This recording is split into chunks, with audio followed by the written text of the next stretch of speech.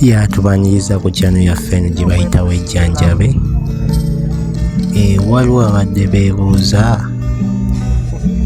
ekimyula kyeki, yeeta ekimyula kifaanana kitya?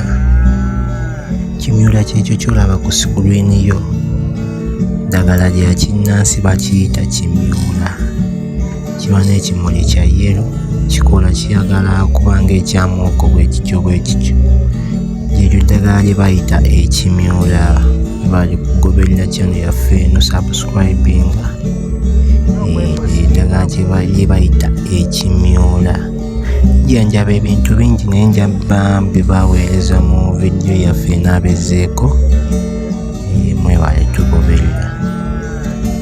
Naye teweerabira ku subscribinga koonako kadaawo lwa tutambula ffenna ku channel yaffe eno.